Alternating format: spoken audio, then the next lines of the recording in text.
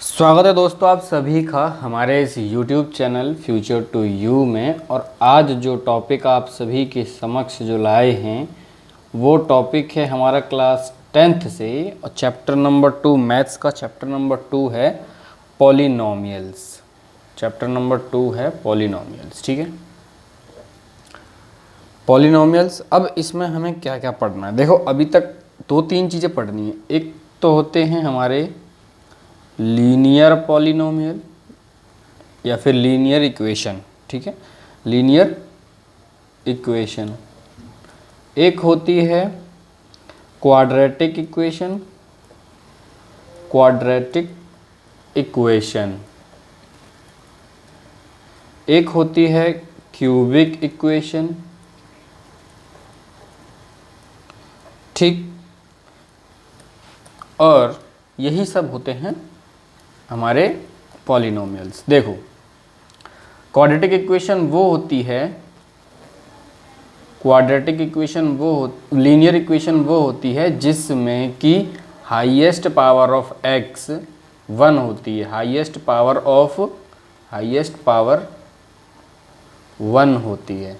X की हो, Y की हो, जेड की हो, जिसकी भी हो 1 होती है। क्वाड्रेटिक वो होती है जिसमें हाईएस्ट पावर 2 होती है, हाईएस्ट पावर 2 होती है। और क्यूबिक वो होती है जिसमें हाईएस्ट पावर 3 होती है, ठीक है। समझे। अब देखो बात हम कुछ करेंगे ऐसी कि आपको अभी तक ये तो इतना तो पता ही होगा कि कांस्टेंट क्या होता है, कोफिशिएंट क्या होता है। एक एक एग्जांपल के साथ में बात करेंगे। अब देखो जैसे हमने हाईएस्ट पावर, अब इसमें देखो लीनियर इक्वेशन में हमारे पास है, हम लिख सकते हैं 4x + 1। इसमें क्या लिख सकते हैं, x² - x + 2, ठीक है। इसमें क्या होगा, x³ - x² + x - 3, ठीक है। अब देखो इसमें पावर x की सबसे मैक्सिमम पावर क्या है, 1 है। इसमें क्या है, मैक्सिमम 2 है। इसमें क्या है, मैक्सिमम 3 है, ठीक है। अब देखो नंबर ऑफ ज़ीरोस की बात करते हैं। अब हम नंबर ऑफ ज़ीरोस की बात करते हैं। पहले तो आपको बता दूं कि मैं ज़ीरोस क्या होते हैं, ठीक। मैं पहले आपको बता दूं कि ज़ीरो क्या होते हैं। देखिए ये जो इक्वेशन जैसे लिखी हुई है, जैसे ये अब ये लिखा हुआ है हमारे पास 4x + 1 है। इसको अगर हम 0 के बराबर इक्वेट करके मान लें तो यहाँ पे जो x की वैल्यू आएगी, वो आएगी 1/4, ठीक है। तो ये जो x की वैल्यूज़ आती हैं वही होते हैं हमारे ज़ीरोस। क्यों? क्योंकि इस नंबर को, इस जो -1/4 को अगर मैं x की जगह पर रख दूँ, अगर मैं -1/4 को x की जगह रख दूं तो क्या है कि ये सब 0 के बराबर तभी आएगा। जैसे अब इस 4 से 4 कट गया, ये -1, ये +1, -1 + 1 कितना हो गया, 0 हो गया, ठीक। -1 + 1 कितना हो गया, 0 हो गया। तो ज़ीरोस यही होते हैं कि जिस वैल्यू पर वो जो इक्वेशन है वो 0 के बराबर आ जाए, उसमें सब कुछ काटपीट करने के बाद 0 आ जाए। तो नंबर ऑफ ज़ीरोस की बात करते हो, देखो लीनियर इक्वेशन में हाईएस्ट पावर 1 होती है, तो नंबर ऑफ ज़ीरोस कितने होंगे उसमें 1 होगा। और इसमें हाईएस्ट पावर ऑफ 2 कितनी, हाईएस्ट पावर क्या है, 2 है, तो नंबर ऑफ ज़ीरोस कितने होंगे, इसमें 2 ज़ीरोस होंगे। नंबर ऑफ ज़ीरोस मतलब कि ऐसी 2 वैल्यूज़ आएंगी। क्वाड्रेटिक इक्वेशन में 2 वैल्यूज़ आएंगी ऐसी।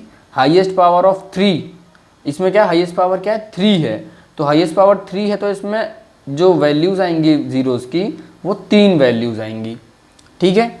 तो ये था हमारा अभी तक का। और अब हम बात करते हैं कि ये जो पहली इक्वेशन है हमारी, अब देखो एक फॉर्मूला होता है ज़ीरोस निकालने का। देखो वो इसका ज़ीरोस निकालने का एक फॉर्मूला होता है, जैसे कि मान लो इसमें से ज़ीरोस निकालने हैं तो फॉर्मूला होता है कि फॉर्मूला इसका होता है minus constant term upon coefficient of x। ये लीनियर के लिए है, ठीक है। लीनियर इक्वेशन के लिए ये है हमारे पास, जिससे कि हम ज़ीरो निकाल सकते हैं, या फिर सम ऑफ ज़ीरोस इसका एक ज़ीरो निकाल सकते हैं। इसके लीनियर इक्वेशन के इसका रिलेशनशिप है कुछ, उनके साथ उनका भी पढ़ेंगे हम, लेकिन अभी फ़िलहाल जो हमको पढ़ना है वो ये देखना है कि कितने ज़ीरोस आ सकते हैं। तो देखो ऐसे ही अब मैं आपको बता दूं कि मान लो कि ये एक ग्राफ है, ठीक है। अब इस ग्राफ पर कोई भी लाइन, जितनी बार मान लो इस ग्राफ पे ये लाइन है, मैंने बनाई ऐसे करके एक लाइन बनाई, फिर यूं गई है, फिर यूं गई, फिर यूं गई, फिर यूं गई, ठीक है, ये लाइन बनाई। तो अगर मैं पूछूं कि इस ग्राफ पर x की वैल्यूज़ कितनी आएंगी, इस ग्राफ पर x की वैल्यूज़ कितनी आएंगी, क्योंकि ये x एक्सिस है और ये है हमारी y एक्सिस, ठीक है, ये y एक्सिस है हमारी। तो ये बोलें अगर मैं पूछूं इसमें ऐसे कोई क्वेश्चन आए कि बताओ इसमें x की वैल्यूज़ कितनी आएंगी या फिर नंबर ऑफ़ ज़ीरोस कितने होंगे, तो नंबर ऑफ़ ज़ीरोस उतने ही होंगे जितनी बार ये लाइन x पे इंटरसेक्ट करती है। तो देखो एक पॉइंट ये आ गया, एक पॉइंट ये आ गया, एक पॉइंट ये आ गया, एक पॉइंट ये आ गया, एक पॉइंट ये आ गया, तो 1 2 3 4 5, तो नंबर ऑफ वैल्यूज x की कितनी आएंगी, यहाँ पे 5 आएंगी। ऐसे ही सेम तरीके से देखो, अब लीनियर इक्वेशन में क्या है, स्ट्रेट लाइन ग्राफ बनता है। लीनियर इक्वेशन का जो ग्राफ बनता है वो बनता है स्ट्रेट लाइन। कैसा बनता है, स्ट्रेट लाइन। और इसका जो होता है ये बनता है पैराबोला, ठीक है, पैराबोला ग्राफ बनता है इसका, ये ध्यान रखना। अब ये स्ट्रेट लाइन ग्राफ कैसा होता है, अब मैं आपको दिखा दूं, एक मिनट, देखिए, एक मिनट देखिए ज़रा, ये देखो, ये लाइन, जैसे ये हमारा ग्राफ बना, अब इस पर एक लाइन ऐसे बना दी जाए, ठीक है। अब इसमें ये लाइन बना दी हमने, y डैश, ये x और इधर x डैश। ये जो लाइन बनी है इसके लिए एक इक्वेशन होगी, मान लो कोई भी ax प्लस b, ठीक है। ये जो इक्वेशन इसके लिए बनी है, जब लीनियर इक्वेशन है ये ax प्लस b, तो ये लाइन की जो इक्वेशन बनी है ये एक लीनियर इक्वेशन है और इससे क्या बनता है, एक स्ट्रेट लाइन ग्राफ बनता है, ठीक है। और पैराबोला कैसा होता है, देखो पैराबोला जो हमारा बनता है वो कुछ इस तरीके का होता है, कुछ इस तरीके से होता है, पैराबोला कुछ इस तरीके का ग्राफ होता है। और इसमें जो इक्वेशन होती है वो होती है हमारी क्वाड्रेटिक इक्वेशन होती है। कौन सी, क्वाड्रेटिक इक्वेशन होती है, ठीक है। तो इसी के साथ में हम देखो अपनी पहली एक्सरसाइज पे आते हैं। देखो पहली एक्सरसाइज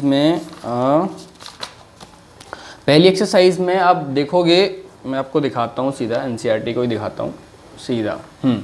ये देखो पहली इक्वेशन इसने बोला है कि the graph of y is equal to px are given in the figure 2.0 below for some polynomial px find the number of zeros. Number of zeros find करने हैं हमें ईच टर्म, इसमें कितने जीरोस आ सकते हैं।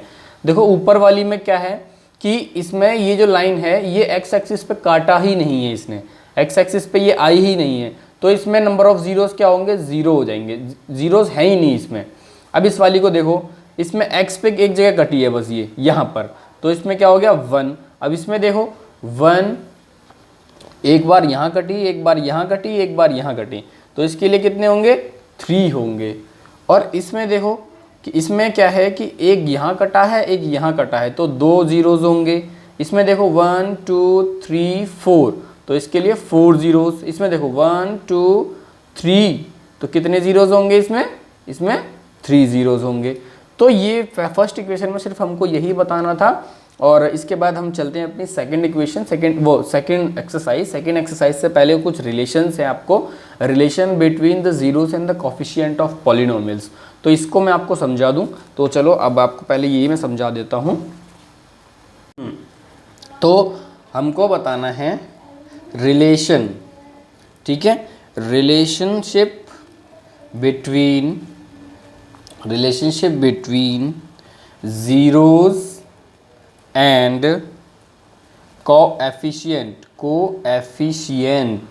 कोएफिशिएंट ऑफ ए पॉलिनोमियल, ठीक है, polynomial, इसके बीच में रिलेशनशिप बताना है।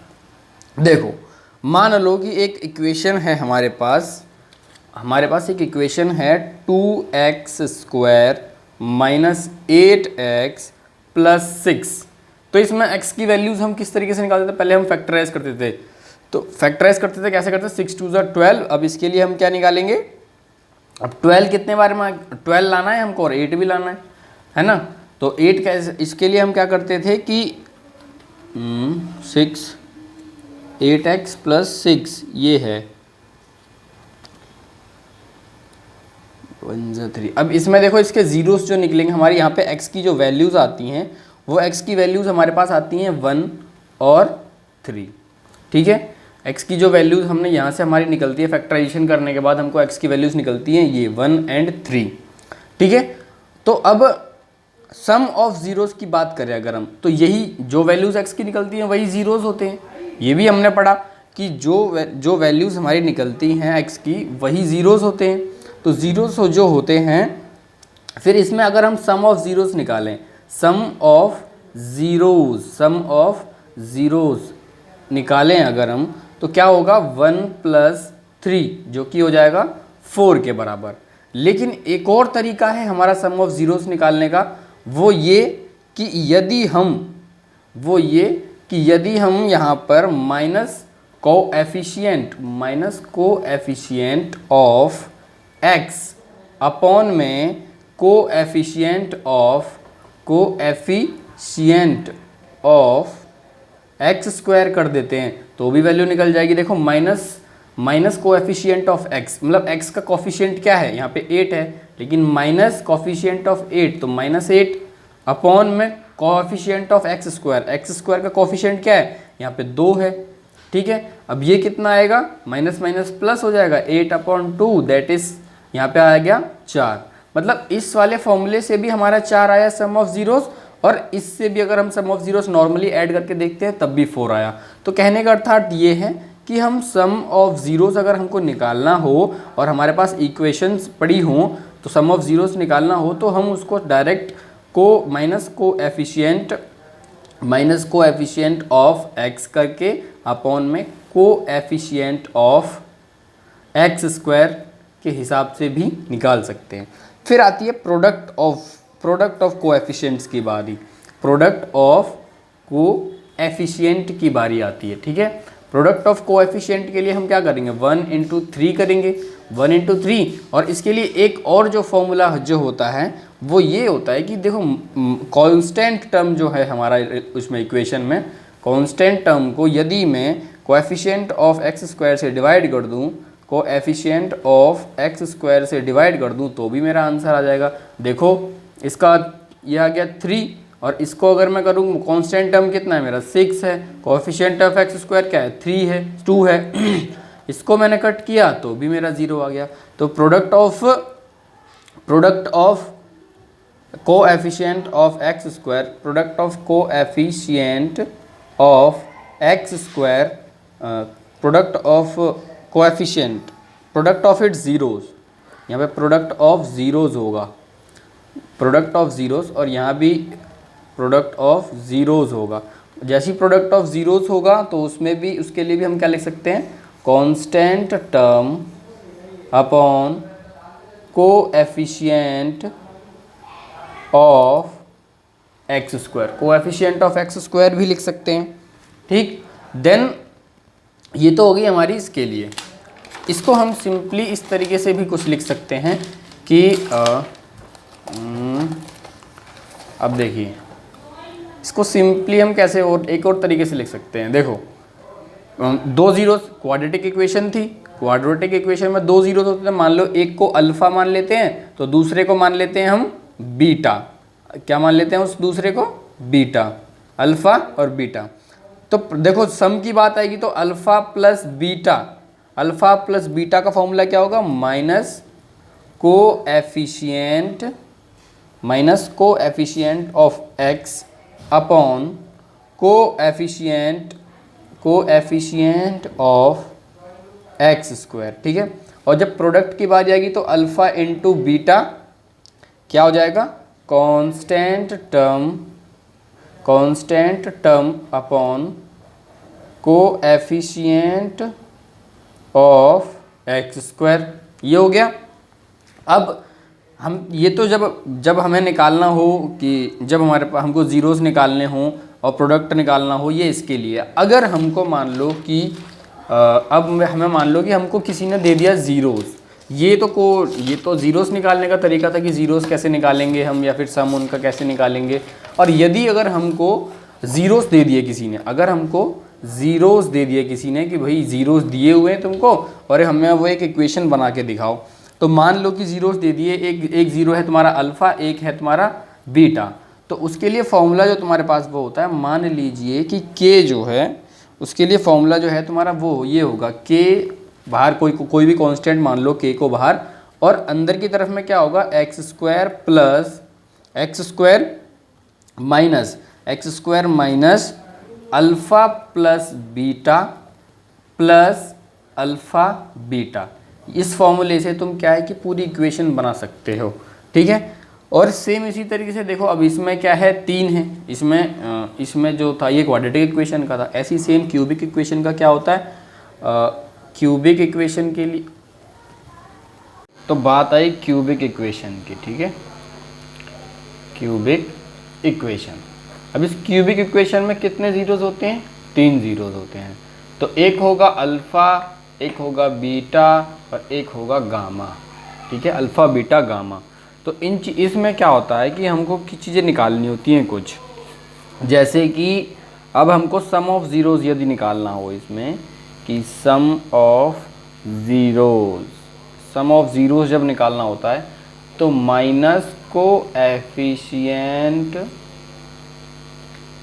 ऑफ एक्स स्क्वायर अपॉन को एफिशिएंट ऑफ एक्स क्यूब होता है, ठीक है। और जब प्रोडक्ट निकालना होता है, प्रोडक्ट ऑफ ज़ीरोज़ निकालना होता है, तो जो फॉर्मूला होता है वो होता है माइनस कांस्टेंट टर्म अपॉन को एफिशिएंट ऑफ एक्स क्यूब, को एफिशिएंट ऑफ एक्स क्यूब, ठीक है। तो ये होता है इसमें। यह अब इसके बाद जो है एक और चीज़ मैं आपको बताऊं इसी में, कि अब हमने क्या कर लिया कि अब हमें मान लो जैसे ये वाली इक्वेशन अभी हमने जो बनाई है, ये बनाई है क्वाड्रेटिक इक्वेशन के लिए। जब हमें ज़ीरोस दे रखे हों और क्वाड्रेटिक इक्वेशन निकालनी हो तो ये वाला फॉर्मूला लगाएंगे। यदि हमें ज़ीरोस पता हो और क्वाड्रेटिक इक्वेशन अब क्यूबिक इक्वेशन निकालनी हो तो क्या करेंगे। देखो, पहला काम तो सबसे पहले हमको एक चीज़ पता होना चाहिए कि अगर 3 ज़ीरो निकल गए हैं, क्यूबिक इक्वेशन की बात कर रहे हैं, तो alpha plus beta plus gamma, ठीक है, alpha plus beta plus gamma जो है हमें पता होना चाहिए, जो कि b बाय ए होता है। b बाय ए मतलब कि ये वही वाला फॉर्मूला है, minus coefficient of x square और upon coefficient of x cube, ये हमें पता होना चाहिए। देन उसके बाद एक और चीज़ हमें पता होनी चाहिए कि alpha beta plus beta gamma plus gamma alpha जो कि होता है c बाय ए मतलब कि कांस्टेंट टर्म होगा। ये जो कांस्टेंट टर्म है, कांस्टेंट टर्म पॉजिटिव में रख के अपॉन में a क्या है, कॉफिशिएंट ऑफ एक्स स्क्वायर है, कॉफिशिएंट ऑफ एक्स क्यूब है, ठीक है। मैं एक बार यहाँ पे लिख देता हूँ, minus coefficient of x square upon coefficient of x cube. अब ये c बाय ए है तो यहाँ क्या होगा, कांस्टेंट टर्म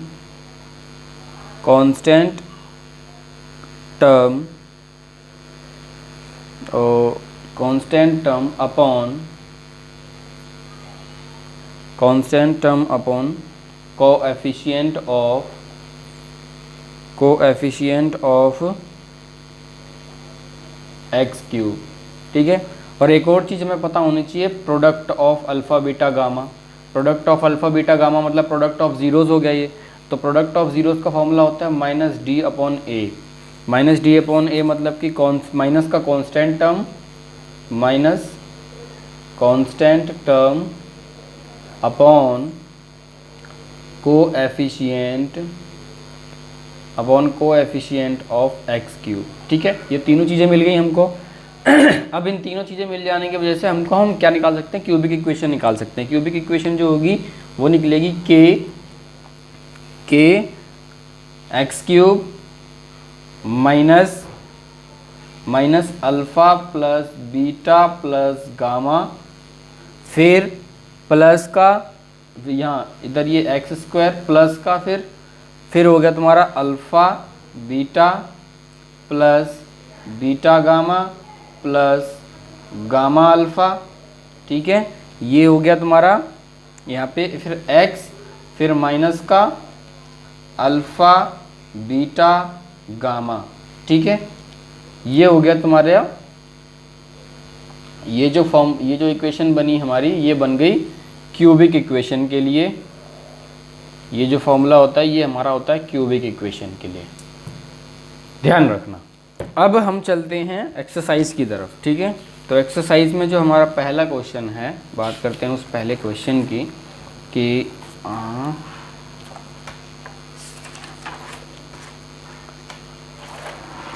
बात करते हैं पहले क्वेश्चन की कि देखो इसमें जो है पहला क्वेश्चन जो हमें दे रखा है एक्सरसाइज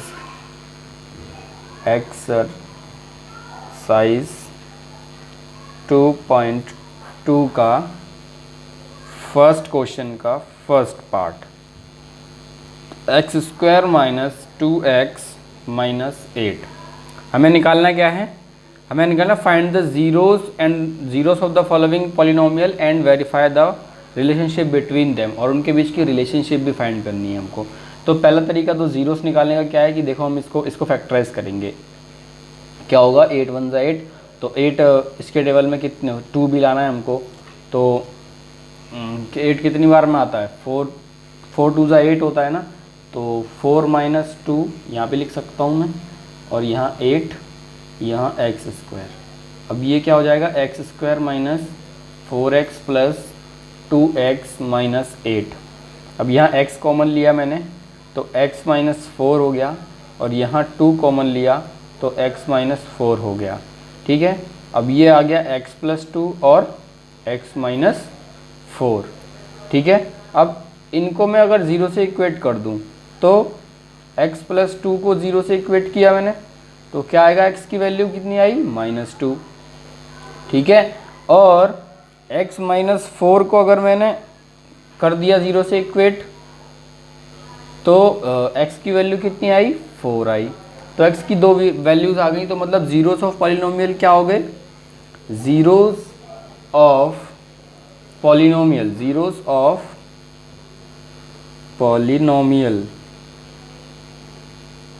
क्या आ गए हमारे पास, हमारे जीरोस आ गए -2 और 4। अब देखो अब उसमें लिखा हुआ है कि verify the relationship between the zeros and coefficient. Zeros और कॉफिशिएंट के बीच में रिलेशनशिप हमको वेरीफाई करनी है। तो देखो पहले तो हम सम निकाल लेते हैं, सम ऑफ पॉलिनोमियल। ठीक है, सम ऑफ पॉलिनोमियल इसमें सम ऑफ पॉलिनोमियल में हम देखो -2 और +4 कितना हो गया, ये हो गया तुम्हारा 2। ठीक है, अब प्रोडक्ट ऑफ पॉलिनोमियल अगर निकालता हूँ प्रोडक्ट ऑफ पॉलिनोमियल निकाला मैंने यदि, तो प्रोडक्ट हो गया हमारा क्या, पॉलिनोमियल का प्रोडक्ट निकालूंगा तो -2 इंटू 4 कितना हो गया, -8। ओके, ये तो था हमारा नॉर्मल सिंपली हम जो करते थे। अब वो बोल रहा है जो रिलेशनशिप बताई थी हमने उसके हिसाब से करके दिखाओ। देखो zeros of sum of polynomial का हमने पहले जो फॉर्मूला निकाला था वो निकाला था सम ऑफ पॉलिनोमियल। ठीक है, सम ऑफ पॉलिनोमियल का जो फॉर्मूला था हमारा जो फॉर्मूला था सम ऑफ पॉलिनोमियल का वो था हमारे पास -b अपॉन a, और यहाँ पे b क्या था, ये b जो था यहाँ पर ये था coefficient of x, coefficient of x, x का कॉफिशिएंट क्या है यहाँ पर एक्स का कॉफिशिएंट क्या है, यहाँ पे कॉफिशिएंट है एक्स का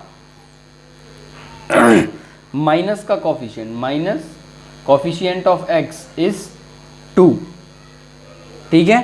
देन अपॉन क्या है, अपॉन हमारा coefficient of x square, coefficient of x square कितना है, एक्स स्क्वायर का कॉफिशिएंट क्या है 1, तो आंसर कितना आ गया -2, ठीक है। और देखो यहाँ पे भी सम ऑफ पॉलिनोमियल कितना आया 2 माइनस, ये माइनस है और यहाँ -2 है, ये तो माइनस माइनस का ये प्लस का 2, और यहाँ भी 2 है और यहाँ भी 2। अब देखो प्रोडक्ट ऑफ पॉलिनोमियल देखते हैं, product of polynomial, product of polynomial का जो फॉर्मूला होता है वो C/A होता है। क्या होता है, C/A। अब C क्या है, यहाँ पे कांस्टेंट टर्म है, कांस्टेंट टर्म क्या है -8 है, ठीक है, -8 है कांस्टेंट टर्म, अपॉन फिर coefficient of x square, coefficient of x क्या है, एक्स क्या है 1, तो आंसर कितना आ गया -8। देखो प्रोडक्ट यहाँ प्रोडक्ट ऑफ पॉलिनोमियल कितना है -8, यहाँ भी प्रोडक्ट ऑफ पॉलिनोमियल कितना है -8। तो ये प्रूफ हो जाता है इस तरीके से कि जो इनके बीच का रिलेशनशिप है वो एकदम सही है। तो ये था हमारा पहले क्वेश्चन का पहला पार्ट। देखो सेकंड पार्ट आराम से हो जाएगा, सेम डिट्टो इसी तरीके से थर्ड पार्ट भी हो जाएगा, फोर्थ पार्ट में आपको करके। हेलो दोस्तों, तो देखो अब हम जो बात करेंगे वो एक्सरसाइज 2.2 के क्वेश्चन नंबर 1 के पार्ट 4 की बात करेंगे। देखो पार्ट 4 जो है वो कुछ इस प्रकार है, 4u² + 8u, ठीक है। हमको इसको सबसे पहले इसका क्या करना है कि हमको ज़ीरो के इसको इक्वेट कर लिया और हमको इस फॉर्म में लिखना है, इसको इससे कंपेयर करके देखना है कि a² + bx + c = 0 की फॉर्म में सबसे पहले इसको लेके आना पड़ेगा हमको। तो 4 कॉमन लिया हमने, u² + 2u = 0 के हो गया ये। अब यहाँ हम इस जगह पे इसमें हम कंप्लीटिंग स्क्वायर मेथड लगाएंगे और उससे क्या होगा कि u² + 2u + 1 - 1 = 0 किया हमने, और देन 4u² + 2u + 1 - 4 हमने ये कर लिया, इधर ये 0 के बराबर इक्वेट कर दिया हमने इसको। देन उसके बाद दोबारा हमने ऑफ u² + 2u + 1 = 4 हो गया ये। देन अगेन अब यहाँ पर हम क्या लिख सकते हैं कि u + 1 का होल स्क्वायर = 1 के बराबर, ये जो 4 है यहाँ से ये 4 कट गया, यहाँ 1 के बराबर आ गया। अब हम क्या लिख सकते हैं, u + 1 की जो वैल्यू है वो ±1 के बराबर है। तो देखो यदि हम u + 1 = 1 रखते हैं तो u की वैल्यू जो आएगी वो 0 आएगी, और यदि हम u की वैल्यू u + 1 = -1 रखते हैं तो u की जो वैल्यू है वो -2 आएगी। तो ये वो वैल्यूज़ हैं जिनको रखने के बाद ये जो इक्वेशन है इस इक्वेशन पे 0 के बराबर आ जाएगा। तो अब हमें क्या करना है, हमें करना है प्रूफ कि इनका जो रिलेशन है वो उस रिलेशन को प्रूफ करना है। तो देखो रिलेशन की जब बात करें तो देखो रिलेशन में इसमें देखो हम इसको अल्फ़ा मान लेते हैं और इसको बीटा मान लेते हैं, ठीक है। तो अल्फ़ा + बीटा जो होता है, अल्फ़ा + बीटा हमारा किसके बराबर होता है, -b/a के बराबर होता है, -b/a के बराबर होता है, ठीक है। तो अल्फ़ा + बीटा मतलब कि 0 + -2 जो है वो हमने किया, तो इसका क्या है -बीटा मतलब कि 8 है ना, तो -8 करेंगे हम इसको, और यहाँ पर क्या है a का रखना है तो हमको यहाँ रखेंगे हम 4। तो देखो इसको हमने ऐड किया तो ये हो गया -2, और इसको कट किया तो ये भी -2 हो गया, ठीक है। तो देखो ये इसमें क्या आ गया कि LHS जो है वो RHS के बराबर आ गया। ये तो सम ऑफ ज़ीरोज़ की बात हो गई, क्योंकि अल्फ़ा + बीटा तो सम ऑफ ज़ीरोज़ वाला फॉर्मूला है। यहाँ पर फॉर्म इसके लिए यहाँ पे एक और चीज़ होती थी जिसको मैंने आपको बताया था कि minus coefficient of x upon coefficient of x² है ना, ये वाला था, मैंने आपको बताया था कॉफिशिएंट ऑफ x²। नाउ अब बात करते हैं हम प्रोडक्ट की। तो alpha into beta is equal to क्या होगा, इसका होगा c upon a. Alpha into beta कितना होगा, देखो 0 इंटू -2 लिखेंगे अल्फा इंटू बीटा। अब सी क्या है, अगर मैं इस वाली इक्वेशन को इससे कंपेयर करूं, क्योंकि हमने इसमें कन्वर्ट कर लिया था इसको, तो इससे अगर मैं इसको कंपेयर करूं तो क्या है कि सी जो है हमारा, इसमें क्या है कि सी, इसको अगर मैं कंपेयर करूं तो यहाँ पे सी तो है ही नहीं हमारे पास, तो सी तो है, सी क्या है 0 है, ठीक है। और ए की जो वैल्यूज़ है, जो ए की वैल्यू आई है हमारे पास, वो आई है क्या, ए की जो वैल्यू है वो है 4, ठीक है। ए की जो वैल्यू है वो क्या है 4। देखो इसको मैंने इससे मल्टीप्लाई किया तो ये 0 हो गया और ये भी 0 हो गया, तो यहाँ भी ये LHS is equal to RHS के बराबर आ गया। तो ये तो हमारा हो गया क्वेश्चन नंबर उसका 4th पार्ट। इसका एक पार्ट और करवाएंगे, इसका जो फिफ्थ पार्ट है वो 5th पार्ट भी मैं करवाता हूँ आपको इसके लिए। और आप ज़रा देखें कि इसका 5th पार्ट देखो आप, 5th पार्ट जो है वो है कि t² - 15, ठीक है। इसको भी हमें क्या करना पड़ेगा, 0 के लिए पहले हम इसको इक्वेट करके देखेंगे। अब देखो t² की वैल्यू यदि मैं देखूं तो ये क्या हो गई 15, अब t की वैल्यू मैं निकालूं तो क्या होगा √15 प्लस माइनस की वैल्यू हो जाएगी, ठीक है। तो अब t की जो क्या वैल्यूज़ आ गई, एक तो आ गई √15 और एक आ गई -√15, ठीक है। तो इसको मैं अल्फ़ा मान लूँ, इसको बीटा मान लेता हूँ। तो देखो अल्फ़ा प्लस बीटा, अब देखते हैं इनका, अल्फ़ा प्लस बीटा क्या होता है, -b upon a। Alpha plus beta क्या होता है, -b/a। अब देखो यहाँ b तो है ही नहीं, क्योंकि x के साथ में कोई भी कॉफिशिएंट है ही नहीं। जब x ही नहीं है, t ही नहीं है, तो इसके साथ जो कॉफिशिएंट होगा वो ही नहीं है। जब है नहीं तो क्या लिखेंगे हम यहाँ पर 0, और a का पता है हमें क्या है कि 1 है। और यहाँ अल्फ़ा प्लस बीटा देखें, अल्फ़ा कितना है, अल्फ़ा है हमारा 15 और बीटा है हमारा -√15, तो प्लस माइनस ये क्या हो जाएगा 0, मतलब 0 इज इक्वल टू 0 हो गया। तो RHS जो है वो हमारा LHS के बराबर आ गया, ठीक है। नाउ अब देखो अगला वाला जो है हमारा, हम इसका वो देखते हैं कि अल्फ़ा इंटू बीटा करके देखते हैं। अल्फ़ा इंटू बीटा क्या होता है, C अपॉन A। तो देखो C कितना है, -15 है, C हमारे पास कितना है -15। अल्फ़ा इंटू बीटा अब देखते हैं, अल्फ़ा इंटू बीटा देखो, अल्फ़ा है हमारे पास √15, ठीक है, इंटू अब -√15, इसको मल्टीप्लाई करेंगे तो ये क्या है C अपॉन A। तो A तो हमारा 1 होगा यहाँ पे, तो ये आ गया आंसर, ये आ गया 15। और इसको जब अगर हम मल्टीप्लाई करते हैं रूट्स को तो ये भी आएगा कितना -15, तो मतलब -15 के बराबर आ गया, है ना। तो यहाँ भी RHS is equal to LHS हो गया। तो मतलब कहने का ये है कि ये जो है ये जो रिलेशन था इनके बीच का ज़ीरोस का, वो वेरीफाई होता है यहाँ पर। अब देखो बात करते हैं हम क्वेश्चन नंबर 2 की। देखो क्वेश्चन नंबर 2 जो है, क्वेश्चन नंबर 2 का 1 या 2 पार्ट में करवाऊंगा आपको। क्वेश्चन नंबर 2 का फर्स्ट पार्ट देखिए कि उसमें जो अल्फ़ा जो पहली वैल्यू दी हुई है वो हमें सम ऑफ ज़ीरोस दे रखी है, मतलब अल्फ़ा प्लस बीटा दे रखा है हमको कितना 1/4, और जो दूसरी वैल्यू दे रखी है वो हमें प्रोडक्ट ऑफ ज़ीरोस दे रखी है जो कि है -1, ठीक है। क्वेश्चन है हमारा क्या 1/4 और -1, ये क्वेश्चन है हमारा। जो पहली वैल्यू है वो सम ऑफ ज़ीरोस है, दूसरी वैल्यू जो है वो प्रोडक्ट ऑफ ज़ीरोस है। अब इससे हमें एक क्वाड्रेटिक इक्वेशन बनानी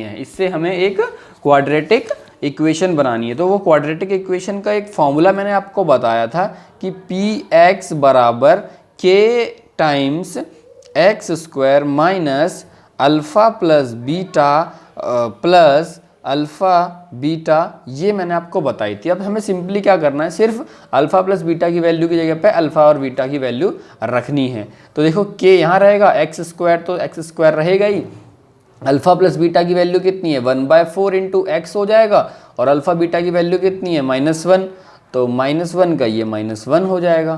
तो हमारे को मिल गई जो क्वाड्रेटिक इक्वेशन जो मिलनी थी वो मिल गई हमको, ये रही हमारी क्वाड्रेटिक इक्वेशन। ठीक है, सेम इसी तरीके से यही तरीका है हमारा क्वाड्रेटिक इक्वेशन का। अब हम एक और क्वेश्चन इसी का करके दिखाते हैं, फिर ये इस एक्सरसाइज को ख़त्म करते हैं।